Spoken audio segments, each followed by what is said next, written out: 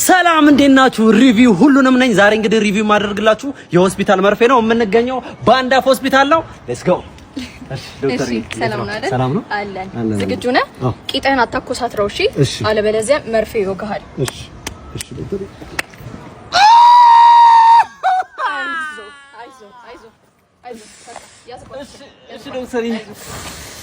እሺ ቤተሰብ መርፌው ሞክረናል። መጀመሪያ እንግዲህ ከኢንቴሪየሩ ስንጀምር ኢንቴሪየሩ ሳውንድ ፕሩፍ ስለሆነ እንደ ልባችሁ መጮት ትችላላችሁ።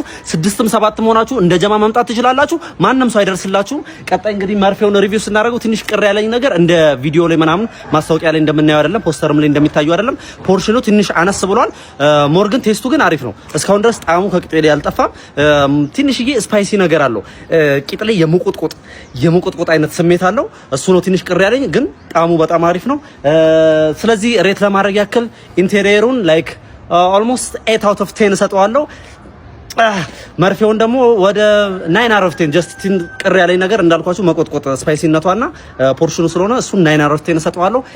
ሌላው ቅር ያለኝ ነገር ከስተመር ሰርቪስ ላይ ከስተመር ትሪት የሚያደርጉበት መንገድ ብዙም ደስ አላለኝም። አወጋጋቸው ላይክ የዱነጋዊ ነገር ነው፣ ሰው ለመግደል ነው እንጂ የሆነ የመድኃኒት አሰጣጥ አይነት ነገር አይመስልም። የመቆጥቆጥ ነገር አለው። ሶ አፍተር ሚል እንግዲህ የሞቀ ውሃ በአይላንድ ቂጣቸው ላይ ብትይዙበት ሞር የተሻለ ከሚሉ ጋር አሪፍ ቴስት ይኖረዋል ብዬ አስባለሁ።